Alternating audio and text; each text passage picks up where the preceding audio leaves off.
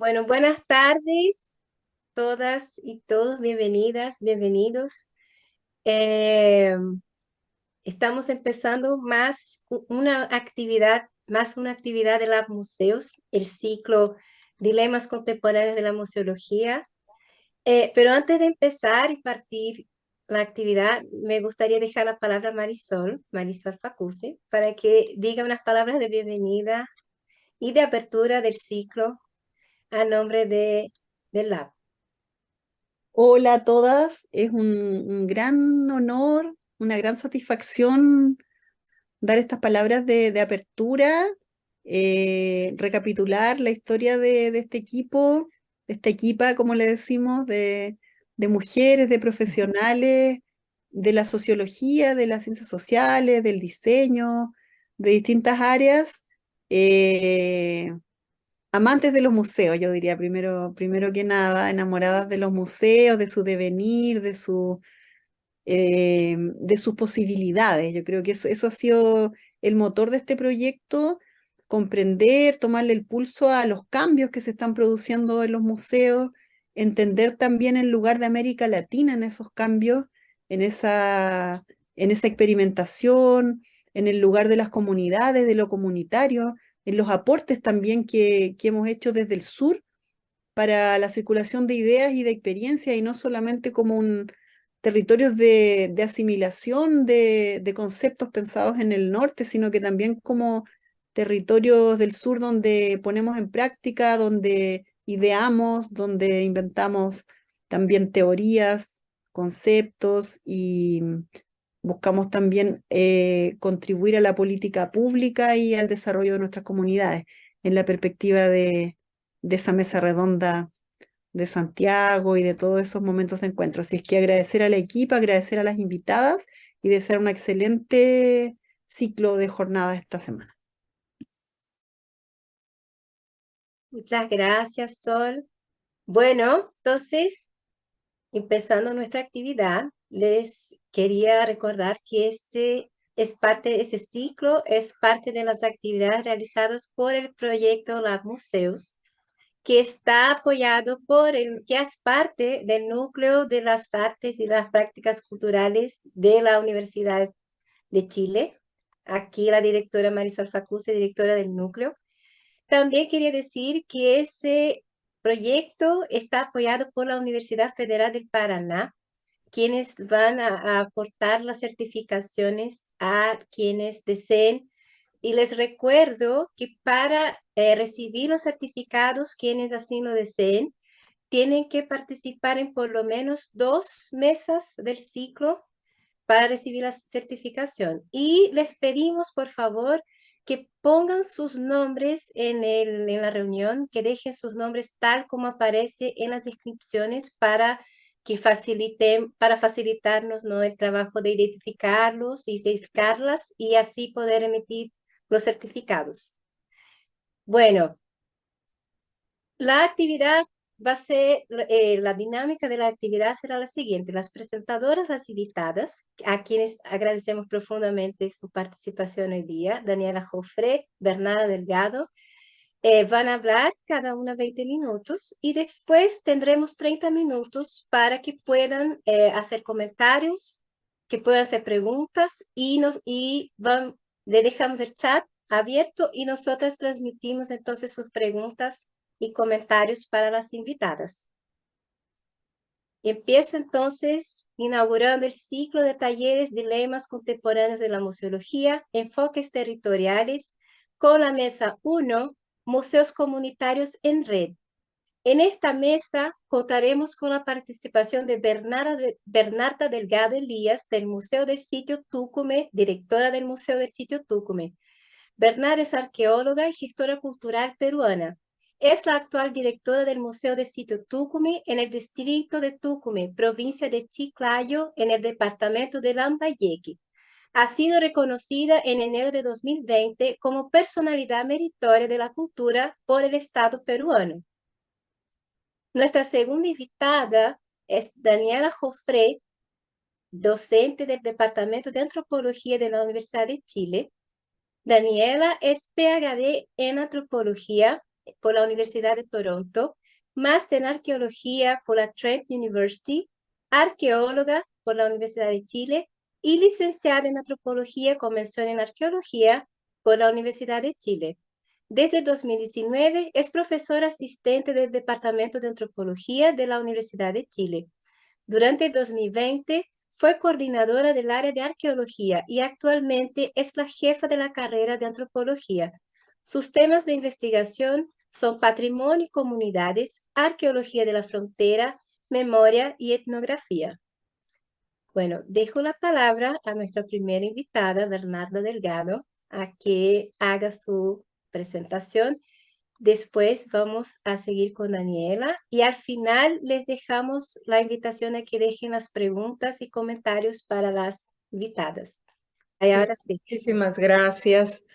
Qué maravilloso estar aquí con ustedes, compartir nuestra experiencia y pues la gratitud infinita porque estos espacios nos permiten, como mencionamos hace momentos, traspasar los límites territoriales, ¿no? Llegamos a todas las partes del mundo, así es que muchísimas gracias por la oportunidad y voy a empezar compartiendo la presentación que hemos preparado para ustedes y que como ven allí, pueden verla, ¿verdad?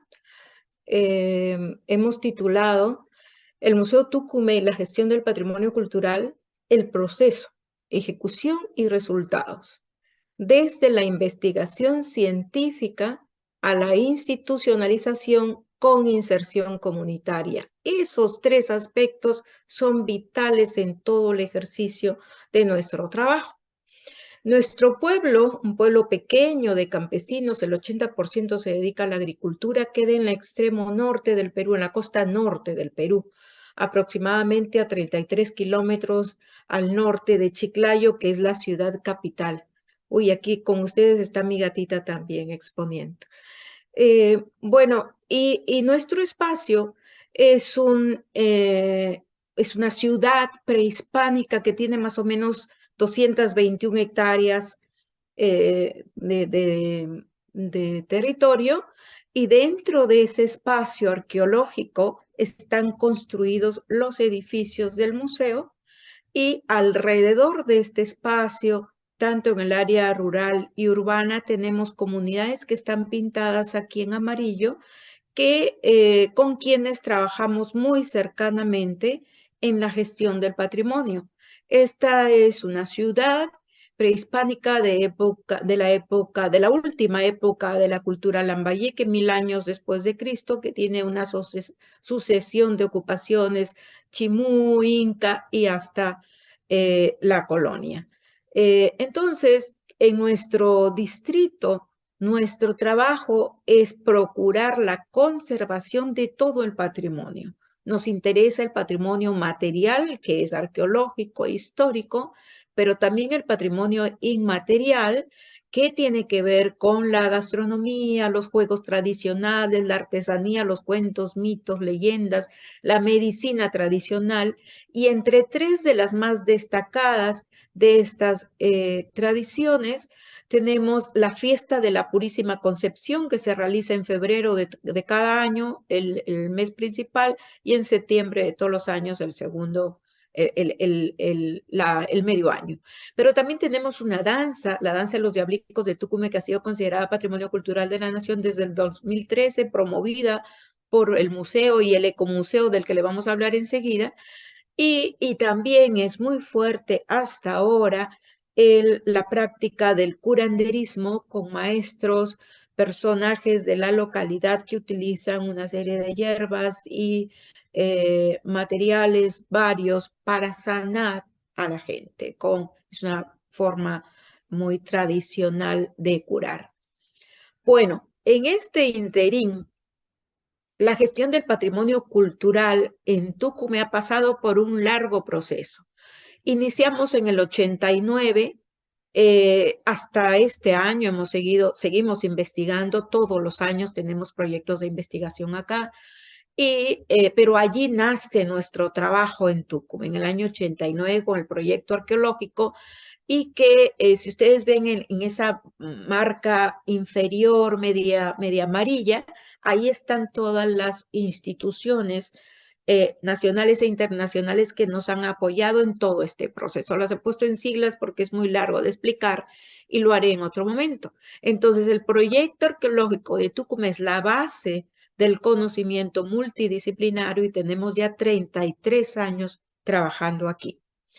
Luego pasamos a un segundo momento en este proceso, que es la institucionalización de la gestión del patrimonio cultural a través de la presencia del museo.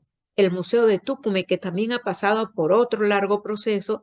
Vamos a cumplir este 20 de agosto 31 años de vida y de historia comunitaria. Hemos pasado por varios momentos de reformas, desde salas tradicionales, como ven en las dos, en la segunda y en la tercera fotografía, hasta llegar a una sala muy moderna, muy visual, muy llena de videos, es muy lúdica además, permite una serie de juegos para los visitantes pensando en las nuevas generaciones, pero nunca perdiendo la parte comunitaria. Y el último momento, el tercer momento de este largo proceso en Tucumán, tiene que ver con la inserción comunitaria, cómo hemos insertado a nuestra comunidad en todo este trabajo.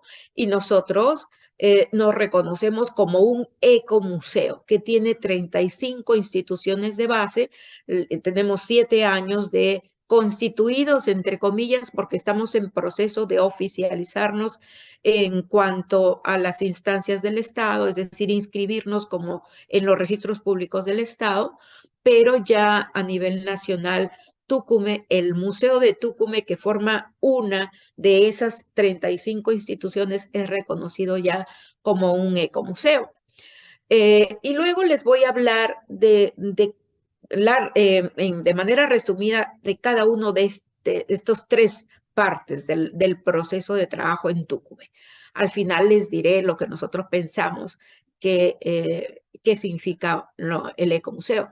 Entonces, en los inicios, la investigación científica, repito, es la parte medular, es la base del desarrollo comunitario, es lo que nosotros pensamos, sostenemos, creemos firmemente que sin el conocimiento del territorio poco podemos hacer, porque no podemos transmitir los conocimientos si es que no los conocemos. Entonces, los componentes de nuestro proyecto son 4: investigación y conservación arqueológica y de los bienes muebles e inmuebles en general, puesta en valor para el uso público del monumento, desarrollo comunitario, que es mediante el cual este componente insertamos a la comunidad, y el cuarto, que es el componente educativo, que para nosotros es sustancial. Nada podríamos hacer sin educación, que es la base angular del desarrollo de todos los pueblos. Por lo tanto, es la educación la que transversaliza todo el trabajo que desarrollamos.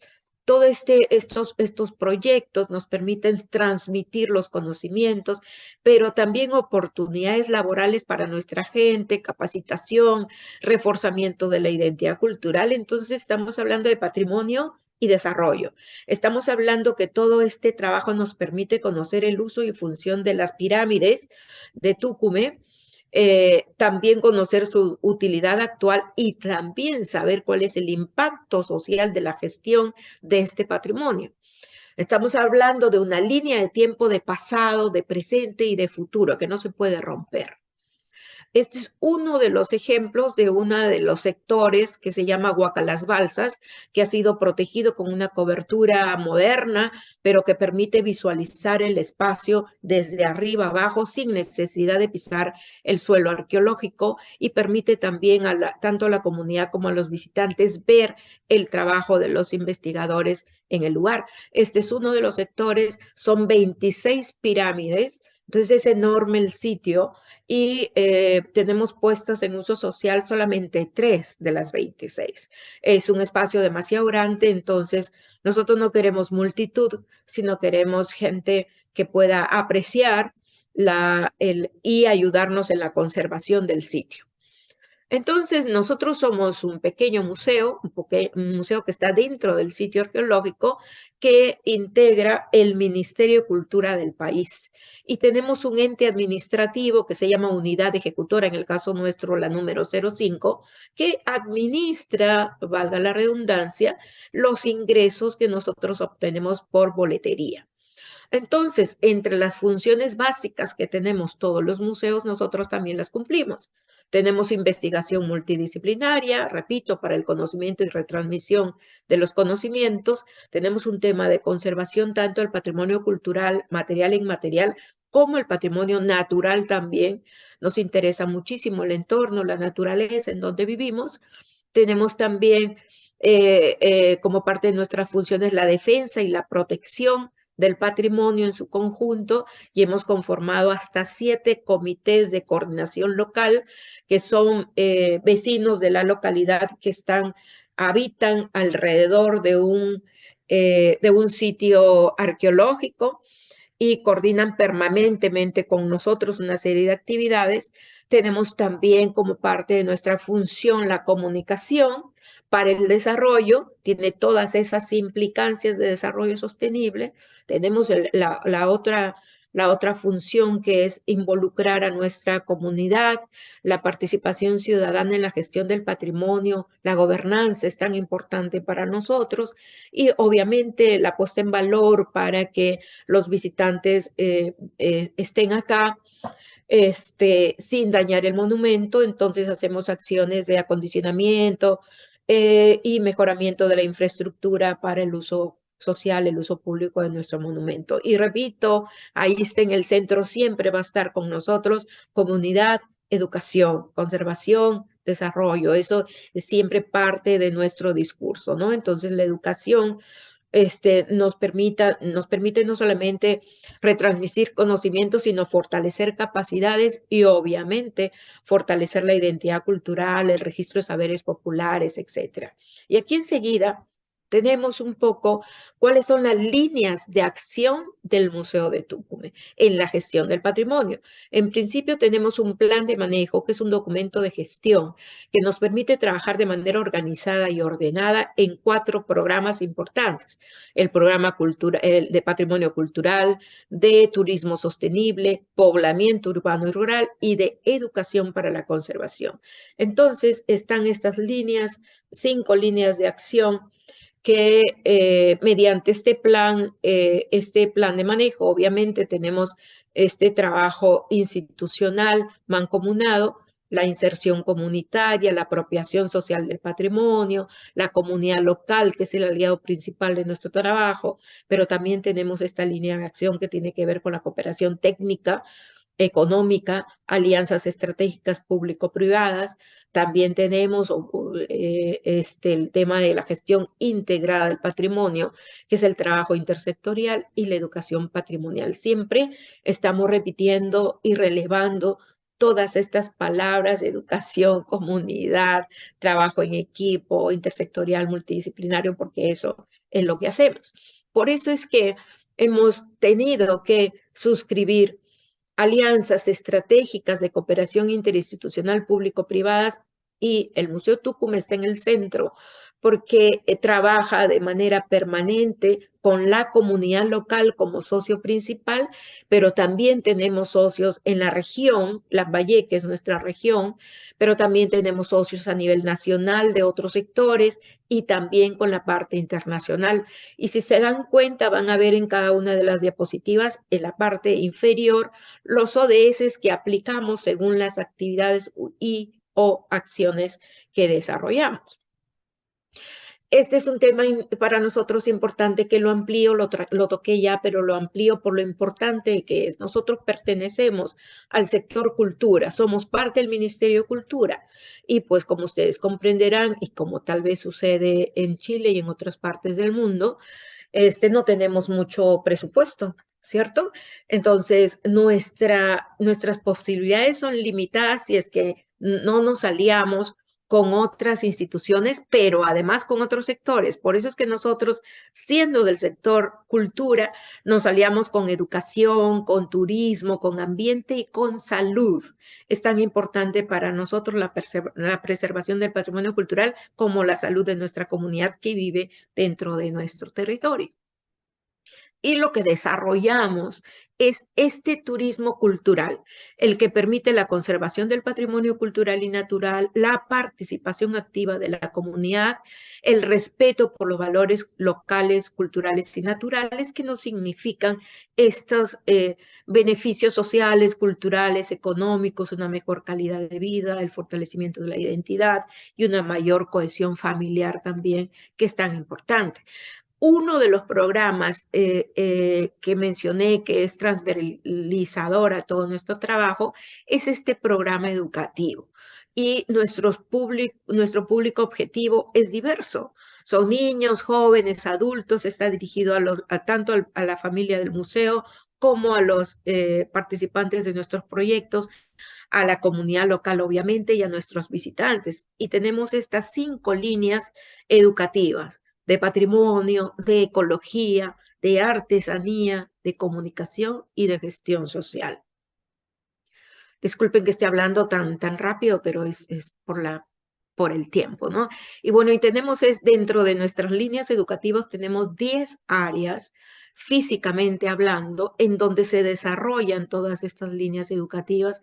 Tenemos una clínica de arqueología y conservación para niños, una aula de la madre tierra en nuestro vivero, etcétera. Todos estos espacios en donde los niños, los jóvenes y los adultos no solamente aprenden o fortalecen sus saberes populares y comunitarios, sino también nos ayudan a nosotros a conocerlos un poco más. Este es un ejemplo de la Clínica de Arqueología y Conservación para Niños, que es un espacio que nosotros hemos recreado para que los niños e inclusive los estudiantes de arqueología de nuestras universidades, que han sido en algún momento nuestros alumnos, hagan allí sus prácticas de excavaciones arqueológicas o de conservación de los monumentos arquitectónicos. Y ya de aquí, de este trabajo que parece una recreación o parece un juego, ¿no? Como jugando aprenden los chicos, pero ya tenemos arqueólogos de la localidad que empezaron allí como jugando a conocer todo el tema de la arqueología, lo complejo que es la metodología de trabajo, pero que allí se hace o se aprende muy fácilmente. Tenemos como 8 arqueólogos de la localidad que seguramente son esa fuerza generacional que nos va a permitir irnos con tranquilidad de este mundo y que haya un grupo de gente que siga trabajando de esta forma, ¿no? Tenemos también dentro de la parte educativa del museo, tenemos espacios para conmemorar a nuestros perros peruanos que son patrimonio cultural de la nación y forma parte del circuito educativo del museo. Pero también en el tema del programa de patrimonio cultural, hemos desarrollado hasta el momento cerca de 70 y pico proyectos arqueológicos. Son 7 temporadas ya de trabajo que nos han permitido publicar hasta 34 entre libros, revistas, guías, etcétera. Pero también trabajamos en este tema de puesta en valor para el uso público del monumento. Son 3 sectores que tenemos abiertos al público actualmente, pero con la ayuda del Estado peruano a través del Ministerio de Turismo. Voy a correr porque el tiempo está premiando. Tenemos unas nuevas salas de exposición que han involucrado, además de las tiendas para nuestros artesanos, también han involucrado el mejoramiento de nuestros espacios administrativos, técnicos, laboratorios, almacenes, etcétera. Y esta es la tercera parte de la inserción comunitaria tan importante para nosotros, lo que llamamos ecomuseo, que es parte de la museología social.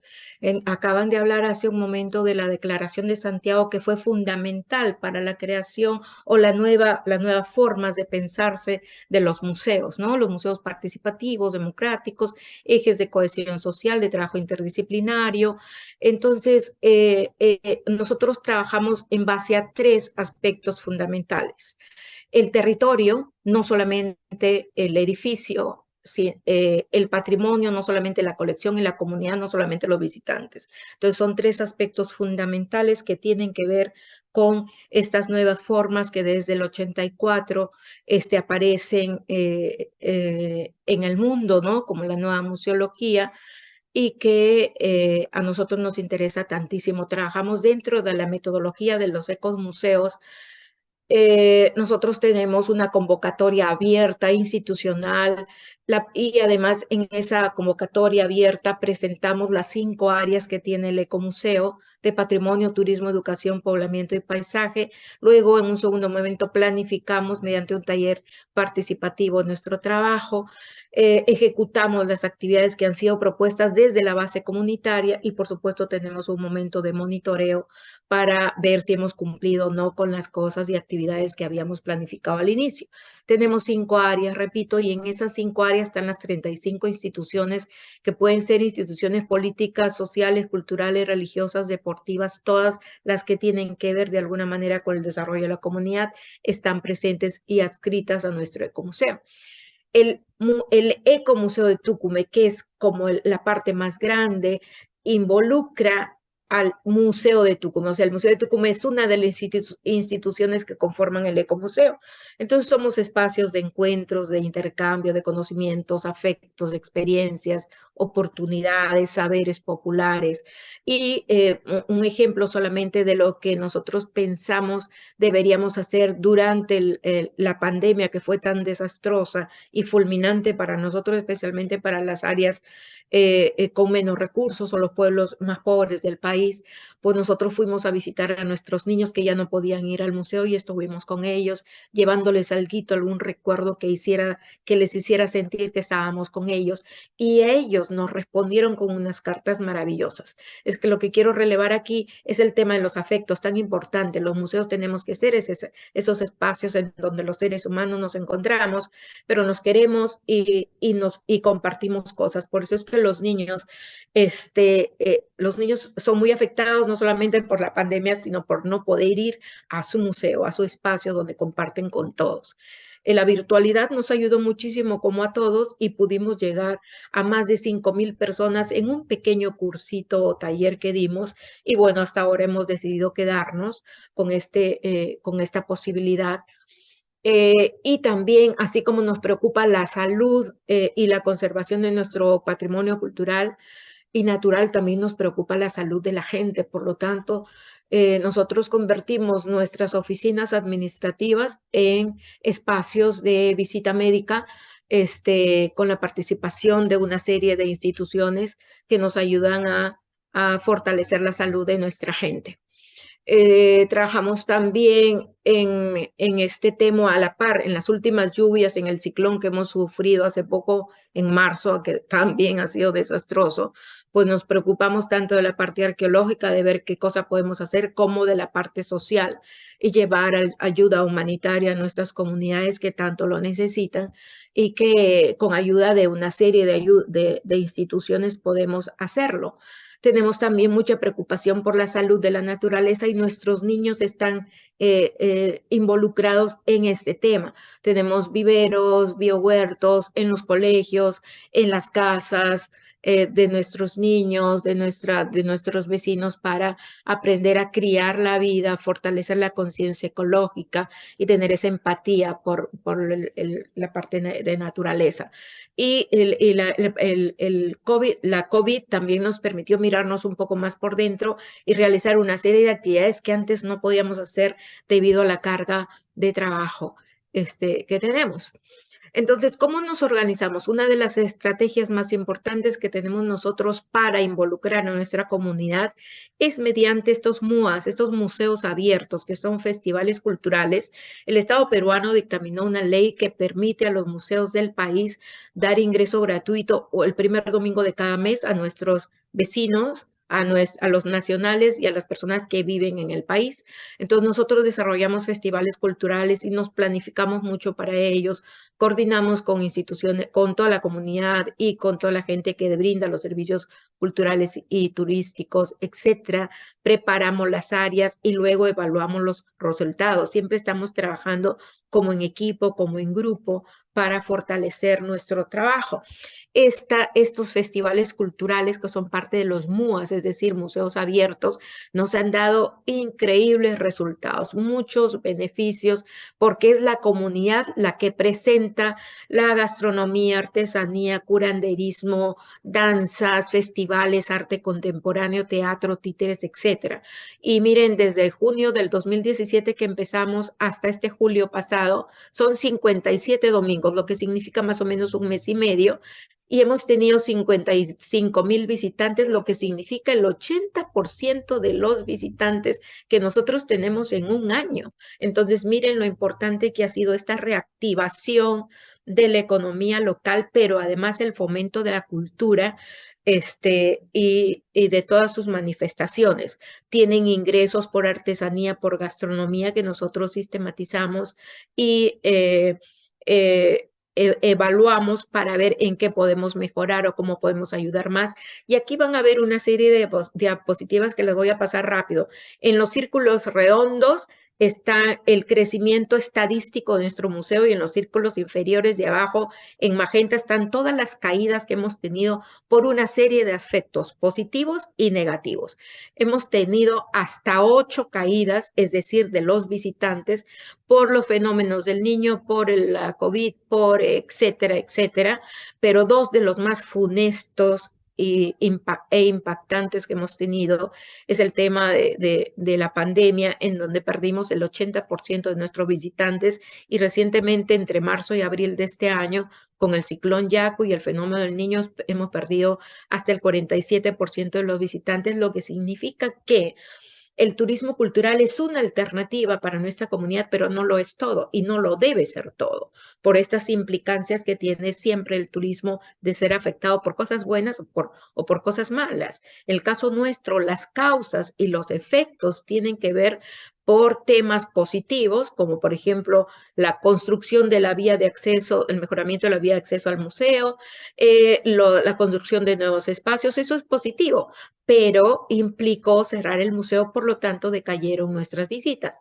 Y lo negativo fueron todos los temas climatológicos, la pandemia, la inestabilidad política, la recesión económica, lo que tiene que ver, obviamente, impacta en el tema social, cultural, turístico, económico y educativo, porque al cerrar los museos, pues se acabaron los programas educativos presenciales, ¿cierto? Que nos pasó a todos. Entonces nosotros estamos tratando de ver estas otras posibilidades de museos multisentidos, en donde los 5 sentidos afloren, entonces donde nuestros visitantes y la comunidad tengan la oportunidad de usar los sentidos que tengan para conectar el pasado con el presente, generando este interés y comprensión y de construcción de aprendizajes propios. Esto también lo voy a pasar volando, porque es una especie de comparación entre los resultados cuantitativos, que es la pura estadística, ante los resultados cualitativos, que es lo que más nos interesa. Entonces, la cantidad de visitantes tiene que ver con impacta mejor en cohesionar al equipo del museo, en trabajar multidisciplinariamente y en tener una base social importante. Y bueno, nos ha permitido también todo esto tener por lo menos 73 proyectos ejecutados hasta la fecha en una serie de temas, no solamente el arqueológico, con 13 componentes, una cantidad de inversión, pero lo más importante es esto de acá, la última columna: 31 instituciones público-privadas involucradas en todo este proyecto. Y aquí está este cuadro de valor, estas 2 columnas tan importantes para nosotros, que tiene que ver con la cantidad. Por ejemplo, solamente voy a leer la primera: de 69,431 visitantes que tuvimos en el 2019, lo más importante es que pudimos desarrollar un turismo cultural responsable, mejorar las condiciones económicas de nuestra comunidad, y además todas las jornadas médicas que hemos realizado tienen que ver con la salud y bienestar. Entonces siempre estamos en el tema de relevar más la calidad que la cantidad, si bien tiene una que ver con la otra, pero para nosotros es mucho más importante ver evaluar cuáles son las mejores condiciones que se brindan a la comunidad y a los visitantes mediante el trabajo de gestión. A lo largo de los años hemos tenido estos premios internacionales por los temas de apropiación social del patrimonio, educación para la conservación, desarrollo turístico y cultural. Desde el año 2006, con el convenio Andrés Bello, la Asociación de Viajes del Reino Unido nos dio el primer lugar por este tema de mejoramiento de la infraestructura turística y el trabajo con la comunidad, pero uno del que más nos dio más satisfacciones es este primer lugar otorgado por el Ibermuseos. En su octava edición ganamos el premio de educación en museos precisamente por ese trabajo comunitario, por la presencia del Ecomuseo con esas 35 instituciones y por ese componente educativo que para nosotros es vital. Ya termino, lo juro. Estas son las acciones prioritarias que nosotros tenemos como Ecomuseo, como comunidad, como estas 35 instituciones trabajando juntos, que priorizamos la salud del ser humano y el trabajo, obviamente, la conservación del patrimonio cultural, la planificación de acciones conjuntas y, obviamente, en estos últimos casos, la tecnología virtual. Entonces, estamos hablando de continuar con estos retos de vinculación entre las instituciones locales, regionales, nacionales e internacionales, continuar con las alianzas, consolidar la educación museal como una herramienta para el desarrollo comunitario, impulsar las acciones pro salud del pueblo, continuar con la virtualización y promover el intercambio cultural como catalizador de la paz entre los pueblos. En síntesis, en esta última diapositiva, nosotros estamos aplicando a la Política Nacional de Cultura del país, que tiene estos 6 objetivos prioritarios. Todos tienen que ver con la forma como se maneja el patrimonio. Estamos trabajando también con acciones que tienen que ver con el desarrollo sostenible en sus 4 dimensiones, que como todos sabemos tiene 4 patas el desarrollo, ¿cierto? Sostenible, social, cultural, ambiental y económico. Y abajo, en la parte de abajo, están los ODS que nosotros aplicamos o tratamos o intentamos de aplicar en nuestro trabajo. Eso es todo. Muchas gracias. Muchísimas gracias, Bernarda. Un honor tenerte acá y escuchar esos 33 años de experiencia como gestora de patrimonio, arqueóloga en el Museo Tucumé. Dejo invitadas a que hagan preguntas, comentarios a Bernarda sobre su presentación, que fue bastante interesante. Y dejo la palabra ahora a Daniela Jofré, nuestra segunda invitada muy especial del día, para que pueda hacer su presentación. Gracias, Daniela. Muchas gracias, Raiza, por la presentación. También gracias a Bernarda por la información que nos dio del museo. Realmente una experiencia inigualable, envidiable, porque aquí ojalá tuviéramos experiencias así también de trabajo conjunto con la comunidad y tan integrado, ¿no? La idea de este museo. Personalmente tuve la oportunidad de trabajar en Perú cuando hice mi maestría, así que conozco el sector, Lambayeque, y lo recomiendo si alguien tiene la oportunidad también de visitar. Y qué bueno que podamos estar conectadas en línea. Yo creo que la gracia de esta primera mesa es justamente el trabajo en red y poder compartir un poco el aprendizaje que cada uno de nosotros va haciendo en este camino. Por mi parte viene desde la arqueología hacia la museología y, y también las experiencias que podemos tener en Latinoamérica. Creo que es súper importante que estemos pensando desde el sur y tejiendo estas redes en conjunto. Así que voy a compartir pantalla. Mi presentación es más cortita, pero igual traje unos puntos también ahí para discutir al final. Y lo voy a agrandar. Ahí sí, ¿se ve bien?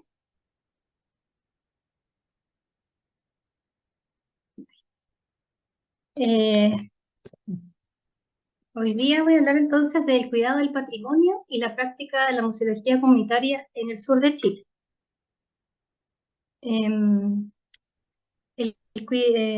Quienes trabajan con comunidades nativas enfrentan hoy varios desafíos en cuanto a las prácticas de conservación, especialmente cuando se vinculan a territorios indígenas.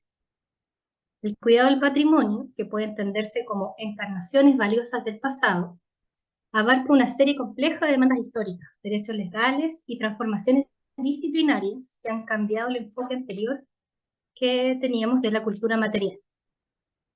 En este contexto, incluso la idea de un museo comunitario requiere un diálogo necesario entre diferentes interlocutores para lograr una comprensión compartida de qué se valora y cómo, superando así la acumulación de objetos con fines de exhibición, lo que nos lleva a repensar las colecciones patrimoniales y la aplicación de nuevos protocolos éticos que se ajusten a estas demandas comunitarias, para lo cual nuestra mirada desde y para el sur es clave.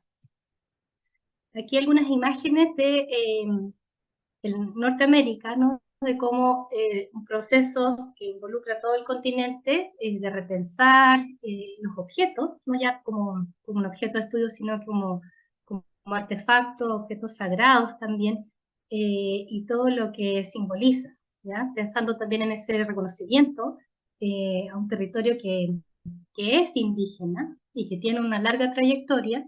Nosotros desde el sur también repensando un poco cómo trabajar con estas colecciones que ya existen, que es un legado que nos llega bien por vía directa o indirecta, y los museos son espacios que contienen esta herencia.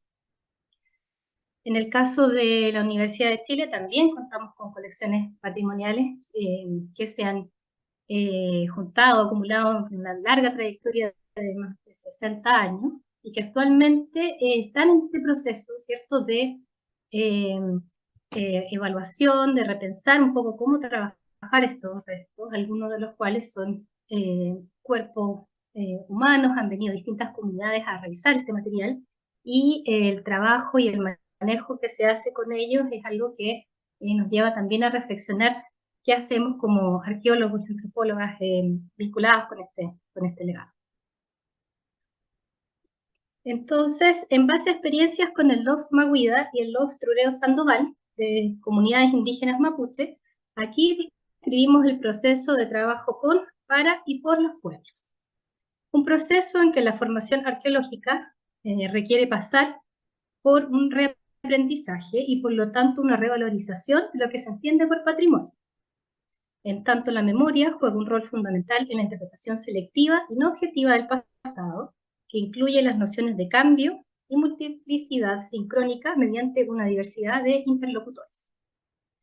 Este ejercicio nos permite identificar lineamientos para un enfoque colaborativo en la práctica, que incluye la posibilidad de reenterrar los restos y restituirlos en términos de conservación patrimonial. Para ello, se hizo un diagnóstico preliminar del territorio y se propuso un proyecto basado en la arqueología pública y la museología comunitaria. En ese sentido, la arqueología se especializa en interpretar y comunicar el pasado a través del estudio de restos materiales de las sociedades humanas para rescatar su valor científico y social, y la restitución patrimonial aquí la entendemos como una forma de velar por el retorno de los restos materiales mediante mecanismos efectivos que garanticen un seguimiento de toda la trayectoria desde su proveniencia hasta su repositorio final.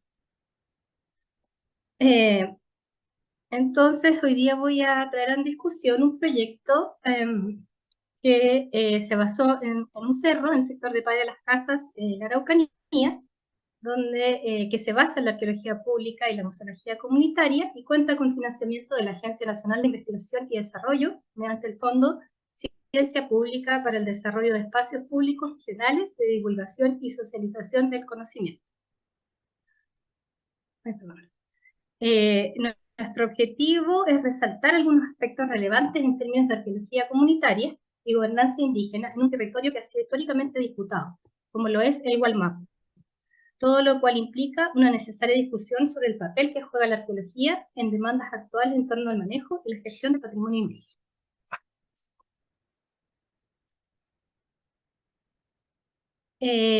Al sur del río Cautín, en el Gualmapu, se ubica el Cerro Conungüen, que significa en mapuzungún puerta del cielo. Cuenta con una larga trayectoria como marcador territorial y simbólico, además de formar parte del corredor biológico del Cautí y parte de la cadena montañosa de Ñelol-Huinpi. Los antecedentes arqueológicos indican que a su alrededor hubo una concentración de recursos patrimoniales en la provincia del Cautí. Históricamente, el Conubueno es conocido porque concentró a sus pies a los mapuches de Truf Truf, Cajón y Yaima, a cargo de Esteban Romero y Manuel Botar, durante el levantamiento indígena o Futamalón de 1881. Padre Las Casas se encuentra atravesado por el bypass Temuco, un proyecto diseñado en 1980 durante la dictadura militar y que se implementó el año 2002 en el gobierno de Ricardo Lagos. Los estudios ambientales realizados por Geotecnia Consultores y el Instituto de Estudios Indígenas de la Universidad de la Frontera registraron 29 comunidades indígenas y afectando principalmente a los lofts de Truf Truf y Coyhaique, quienes se organizaron para tratar de frenar o modificar el lugar de paso de la nueva carretera. No obstante, se excavaron 2 cementerios indígenas, el Licanco Chico y los Mahuida, destacándose la presencia de restos humanos que fueron llevados al Departamento de Antropología de la Universidad de Chile, para ser devueltos 3 meses después al Museo Regional de la Araucanía debido a las demandas de su retorno.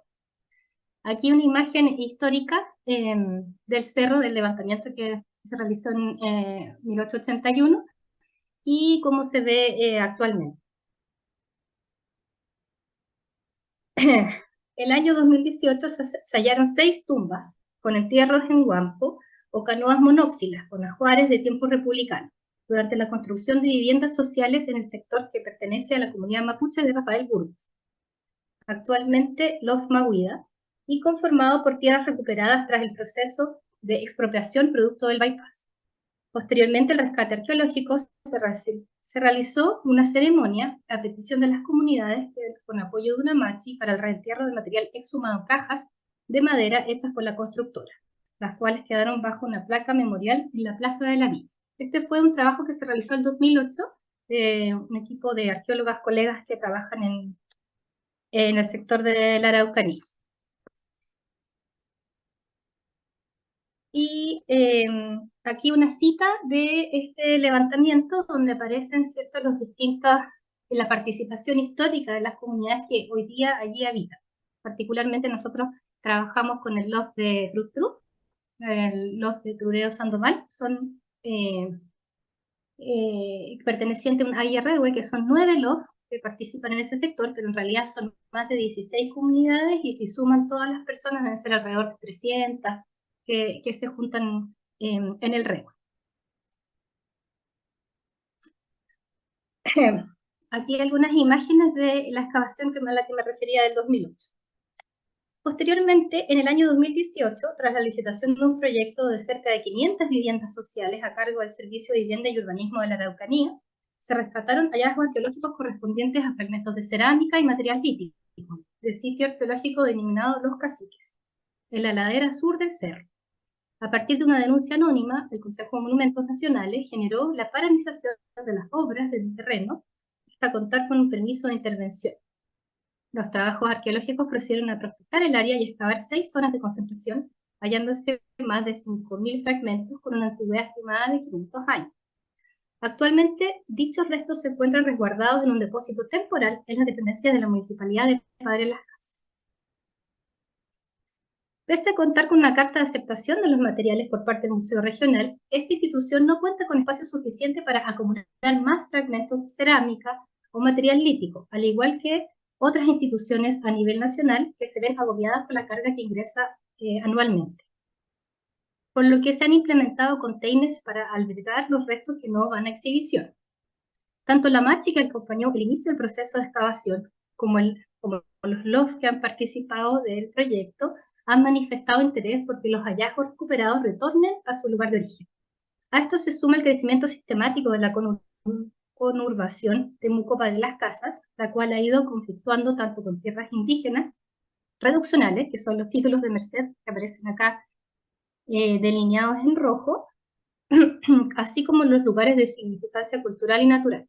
Hay que comentar que el cerro, que se ve ahí en el borde, digamos, en la imagen de la derecha, de color verde por los árboles que todavía tiene, que algunos son nativos, está siendo urbanizado, ¿no? Y se puede ver el crecimiento de la ciudad que afecta lugares que se mantienen en uso, como son las vertientes, lugares de enojo, de búsqueda de plantas medicinales, entre otras cosas.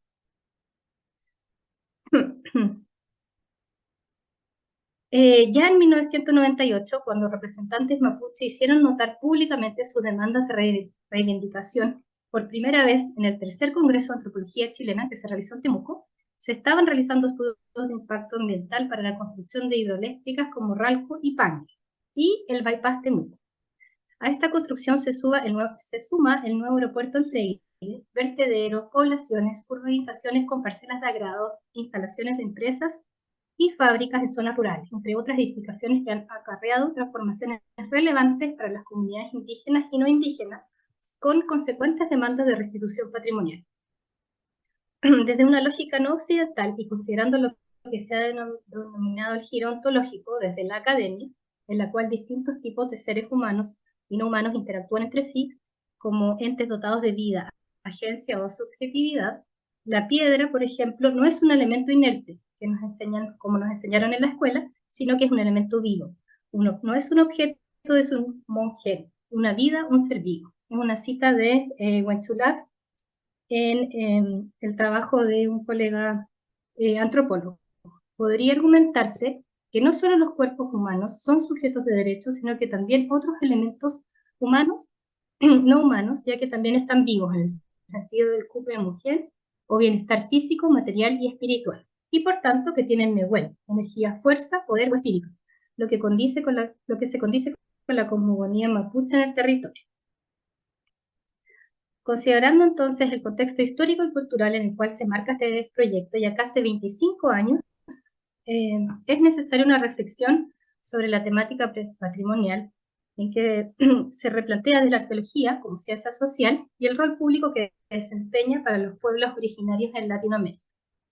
Esta reflexión conjunta la vuelve una herramienta significativa también en cuanto al potencial interpretativo que podría alcanzar mediante la práctica de la museología comunitaria en el territorio del Gualmapu.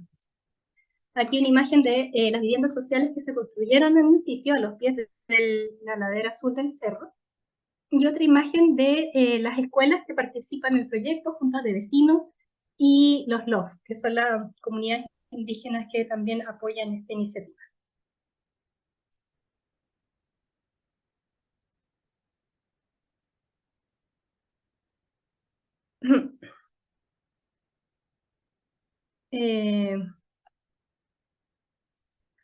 El proyecto Del cielo a la tierra en el Conungüeno se orienta a la restitución de hallazgos arqueológicos provenientes del cerro, mediante la participación activa de comunidades en la reconstrucción e interpretación conjunta de un proyecto museológico.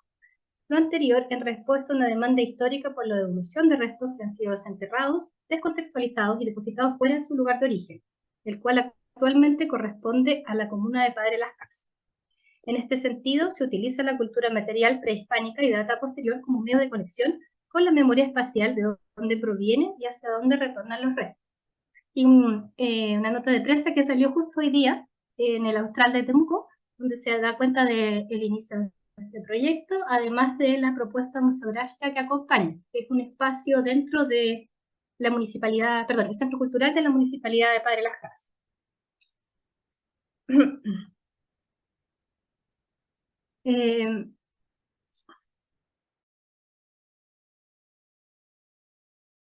Las comunidades comprendían el territorio y difundirlo a través de esta práctica.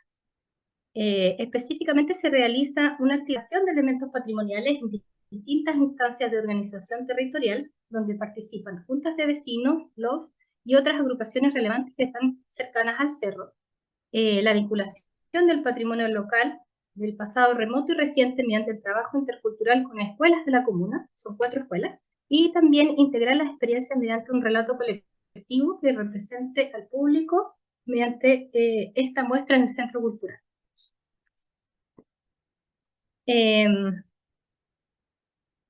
Lo anterior, aquí voy cerrando, lo anterior apunta a una transformación en la valoración patrimonial de elementos naturales que son moldeados culturalmente y viceversa, de manera que la muestra museológica nos permita conectarnos con la producción material y simbólica de las sociedades, tanto pasadas como presentes. Se espera lograr mediante esta activación, vinculación e integración una reconstrucción consensuada de los elementos patrimoniales que forman parte de este entorno para sistematizar el trabajo comunitario mediante un diálogo respecto a las implicancias de la restitución patrimonial.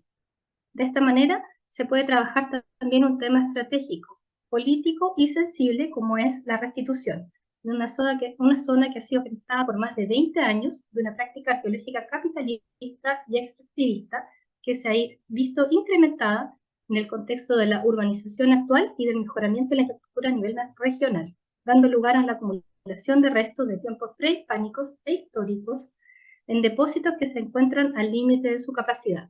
Lo anterior también con miras de generar lineamientos hacia una política de resguardo patrimonial en el sector de Padre Las Casas. En este sentido, se espera lograr este diálogo y poder conectar también a través de la arqueología como un vehículo lo que es el entorno natural y cultural, rompiendo un poco con esa división y poder también trabajar directamente con el público al cual debe importarle o debiese, digamos, tener una valoración distinta respecto a estos restos, considerando que el sitio, el cerro en sí, también es como un sitio de memoria porque ha sido trabajado en un momento, o representa un momento de la historia oral y mapuche bastante particular. Así que con eso, le doy las gracias por estar aquí y abro algunos puntos a discusión. Tengo que al final, perdón. Que sería estos 4 puntos. La importancia de vincularse con una red comunitaria, porque estamos trabajando con sitios de memoria. La necesidad de trabajar colaborativamente, no solo una idea, sino que también como la forma como se construye el relato, perspectivas desde el sur y cómo contribuyen con un posicionamiento político respecto al pasado, y finalmente los espacios museológicos como experiencias transformadoras. Muchas gracias. Muchísimas gracias, Daniela. Súper buena tu presentación, los puntos que pones aquí que abres, ¿no?, a la discusión desde tu presentación, que conecta también bastante con lo que nos contó Bernarda, ¿no?, sobre su experiencia en el Museo Tucumé. Bueno, antes de abrir a que envíen preguntas, comentarios, les quiero recordar que por favor dejen sus nombres tal como aparece en la inscripción, porque así nuestro trabajo de identificar a quienes necesitarán certificados se hace más fácil. Y recordar también que para quienes necesiten, soliciten la certificación, hay una exigencia de participar mínimamente en 2 mesas, ¿ok? Solo recordar este detalle. Bueno, ahora dejo abierta a la participación de las y los asistentes para que puedan dejar acá sus comentarios por el chat y nosotras se las reenviamos a Bernarda y Daniela. Bueno, yo quería una duda, Daniela, con tu presentación, no más que una duda, una curiosidad que me nació de lo que estabas contando del proyecto, ¿no?, que estás ahora haciendo. ¿Cuál es básicamente así la metodología que ustedes están pensando realizar para hacer esa aproximación que tú estabas comentando, ¿no?, de los hallazgos con las comunidades, para hacer esa especie de gestión compartida, ¿no?, de sus patrimonios arqueológicos? ¿Cuál es más o menos, cómo tienen empezado ustedes, si ya tienen empezado, cómo tienen empezado hacer ese trabajo? Sí. Bueno, nosotros iniciamos recién hace un par de semanas, en verdad, porque por un atraso de burocracia institucional, partimos con algunos meses de retraso y lo que hicimos fue, bueno, primero hacer una instancia de información y una primera instancia de trabajo de cartografía participativa.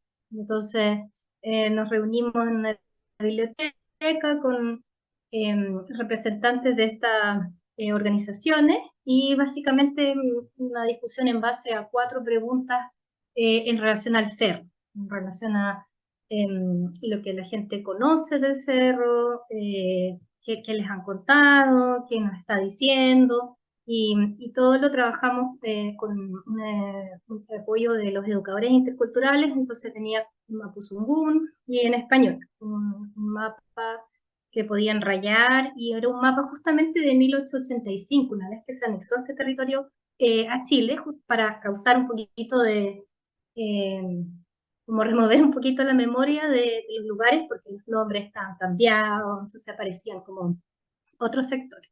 Y a partir de eso ya generamos un primer insumo que vamos a llevar para estas instancias con las demás organizaciones. Es decir, bueno, hicimos un primer taller, esto fue lo que salió, y eso sumado al trabajo de archivo también, porque tenemos, bueno, como esa cita que yo mostraba ahí, hay información sobre este momento tan particular del levantamiento. Fue de una semana, o sea, estuvieron ahí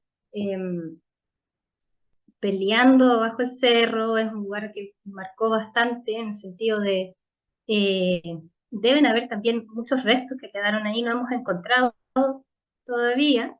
Entonces, al momento de integrar lo que es archivo y lo que es memoria, se va construyendo este relato conjunto que decía yo, y en el fondo las piezas de arqueología, que son principalmente fragmentería y un par de piezas completas, son como el soporte de esta memoria, son testimonio de lo que allí pasó.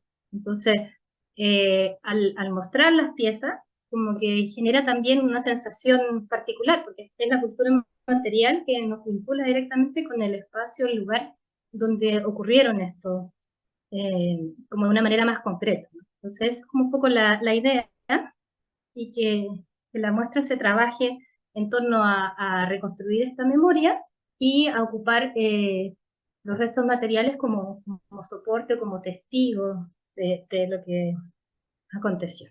Eso principalmente. Muchísimas gracias. Tenemos un comentario de Francisca Ortiz a Daniela, que dice: súper interesante el proyecto, felicitaciones. ¿Qué estrategias o metodologías participativas piensan usar para la construcción del guión museológico? Respondiste un poco ya a esto, pero ella también pregunta: hasta la fecha, ¿cuál ha sido la acogida de la comunidad mapuche al proyecto? Sí, nosotros tenemos otras dos estrategias, metodologías, que son la arqueología experimental. Esa todavía no la iniciamos, la estamos programando para septiembre y noviembre. Entonces, el trabajo con las escuelas, que son educadores que trabajen con estudiantes de básica, y tenemos ahí el contacto con la DAE, en el fondo, para trabajar directamente con un curso. Trabajar con la escuela completa es más complicado, y hacer este trabajo de arqueología experimental que implica hacer una vasija, un trabajo de madera o telar, porque tenemos distintos este, artesanos de la comuna, Chemamulte, Huestufe y ¿cómo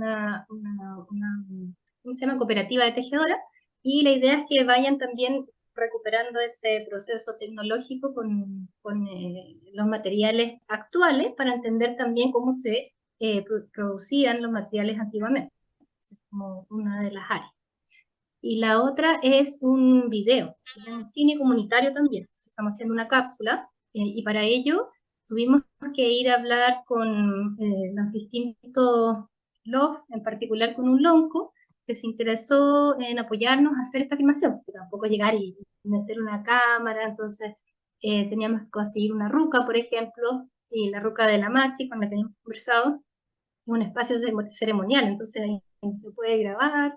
Entonces estábamos buscando otra ruca, finalmente conseguimos acá con este loft la ruca y los caballos que necesitábamos también para subir al cerro, y esa grabación la haremos en primavera, porque ahora obviamente estaba lloviendo un montón y está todo lleno de barro, pero la idea es justamente integrarlos, porque no es como llegar y hacer un video, sino que ellos sean parte de el mismo video, es como la esencia o el espíritu del proyecto. Entonces se recobran unos materiales del cerro y se nombran en el Mapuzungún, y como que reviven, como que despiertan. Entonces esa es como la idea que que lleva la muestra y la gente ha sido bien receptiva, la verdad, como que estaban esperando que les escucháramos, ha sido harta escucha activa y también como tienen la idea de recuperar el cerro. Entonces, no es solo la arqueología, sino que también es esta conexión con el lugar.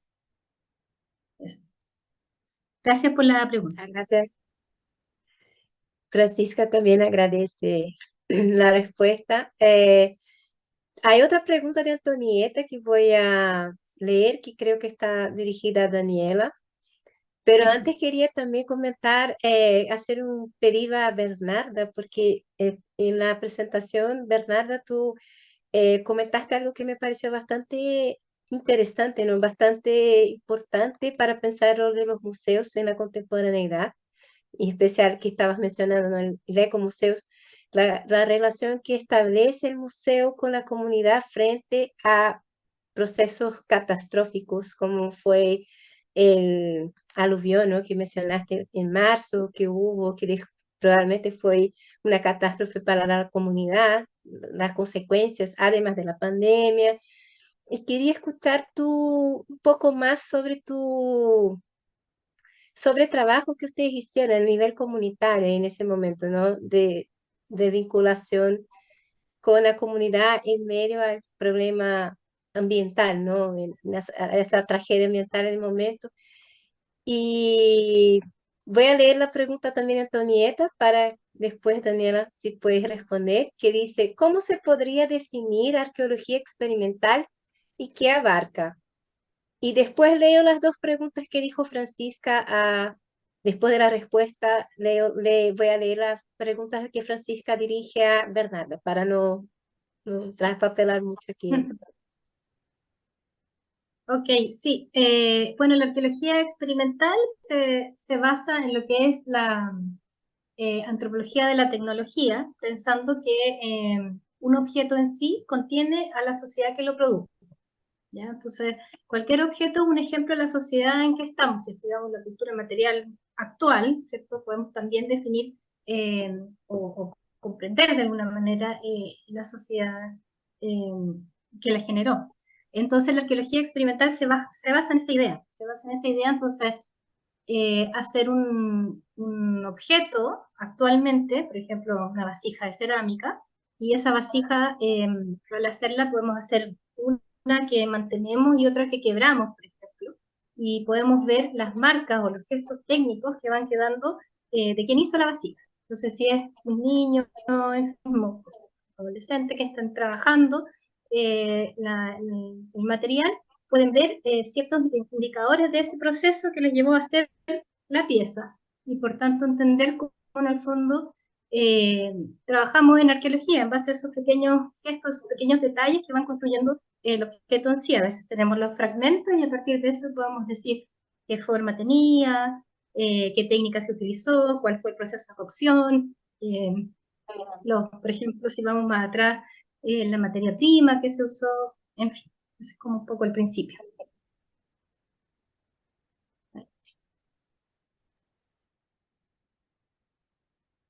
Bernarda, ¿te gustaría hacer un comentario sobre el trabajo que hicieron Sí. ahí con las comunidades? Sí, claro. En principio debemos decir que para nosotros el patrimonio cultural es solamente un medio, no es la finalidad, es un medio para llegar a la comunidad.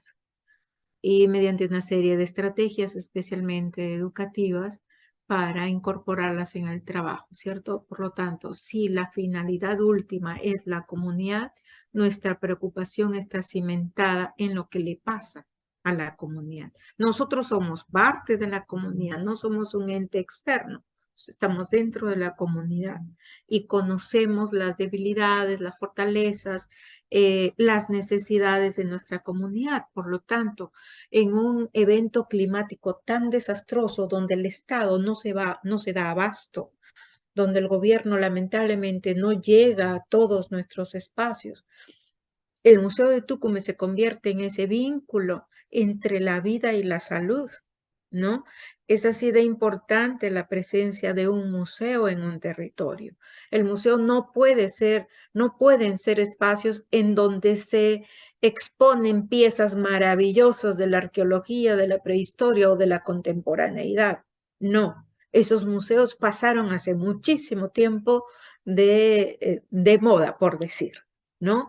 Entonces ahora los museos son esos museos que viven con su comunidad, que acompañan a la comunidad y que trabajan con la comunidad, no porque no somos y no podemos tampoco ser asistencialistas, sino procuramos tener darles ciertos instrumentos que le ayuden a la comunidad a procurar su propio desarrollo. Entonces, la salud para nosotros es primordial y nos aliamos, tampoco podemos hacer las cosas solos, es imposible. Entonces, tenemos muchos aliados nacionales e internacionales para el tema de salud, por ejemplo. Ahora estamos desde julio, desde el inicio de julio, estamos desarrollando un programa muy interesante que tiene que ver con la salud mental y el bienestar emocional de nuestra gente por las terribles consecuencias que tiene la pandemia hasta ahora en las comunidades del mundo.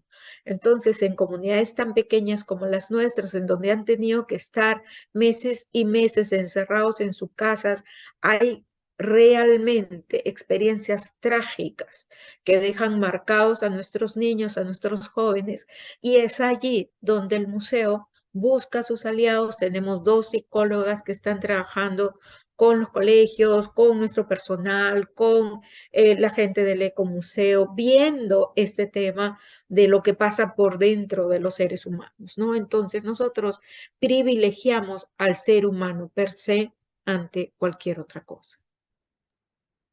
Muchas gracias, Bernarda. Bueno, les aviso que voy a leer ahora la última pregunta porque tenemos ya avanzada la hora para cerrando. Y la pregunta que dirige Francisco Ortiz es para Bernarda de nuevo. Y ella pregunta lo siguiente: respecto a las alianzas estratégicas, ¿cómo se dialoga y se hace seguimiento al compromiso que cada institución asume respecto a las acciones en torno al museo? Y la segunda pregunta que hace es a nivel educativo: ¿cómo se involucran las infancias? ¿Qué reflexiones hacen las niñas, niños respecto al espacio museal? Si nos puede contar algo de la experiencia o desafíos, ella propone. Y con esa Sí, pregunta vamos a cerrarla. sí, claro que sí. Nosotros solamente podemos hacer el monitoreo de nuestros proyectos mediante la suscripción de acuerdos interinstitucionales u convenios, que esos convenios o esos documentos escritos que firman el ministro de Cultura o la ministra de Cultura y la entidad cooperante son muy importantes, porque en esos convenios, en esos documentos se suscriben todas las obligaciones que tienen las diferentes partes, y el museo es el que se encarga de monitorear las actividades y acciones que se desarrollan. Entonces, lo hacemos muy formalmente para evitar que se diluyan en el tiempo y en el espacio todas esas actividades propuestas. Entonces, nosotros actuamos como el ente que está permanentemente vinculado con todas las instancias con las cuales tenemos estas alianzas, ¿no? Hasta ahora nos han dado muy buenos resultados pues gracias a toda la comunidad es de que tenemos la confianza de estas instituciones que vuelven a trabajar con nosotros, y ese es el mejor indicio de que se han hecho bien las cosas, porque las instituciones vuelven y siguen ayudándonos. Y en el tema educativo es muy importante establecer una conexión muy fuerte en caso nuestro en Perú existen las gerencias regionales de educación, que son como las sucursales del Ministerio de Educación. En cada región hay una gerencia de educación y dentro de la gerencia hay unidades de gestión, las UGELES.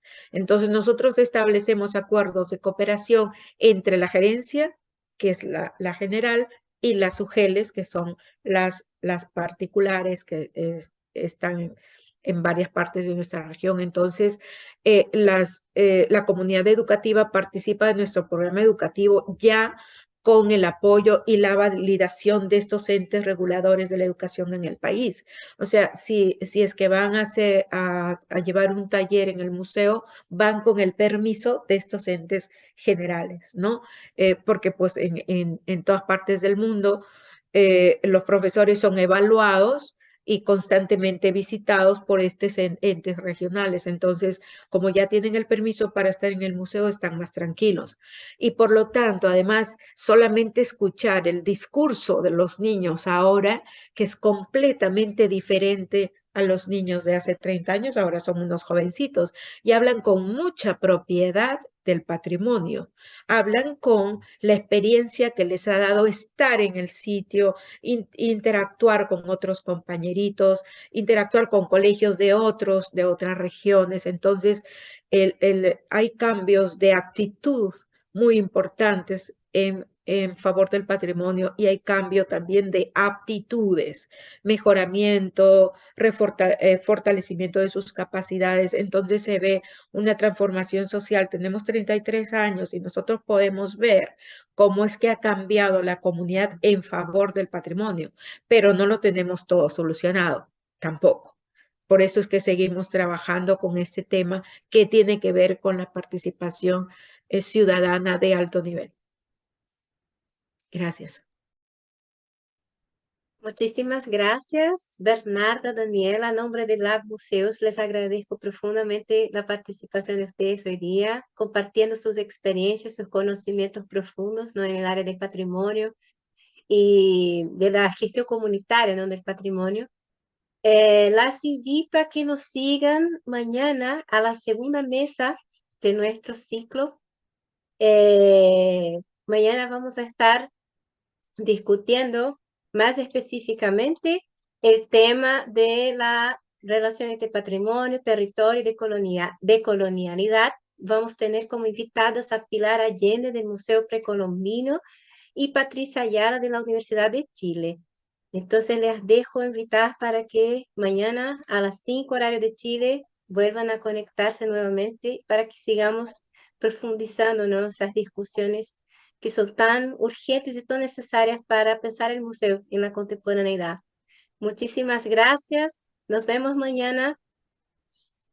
Chao, muchas Un gracias. saludo a todas. Chao. Bien.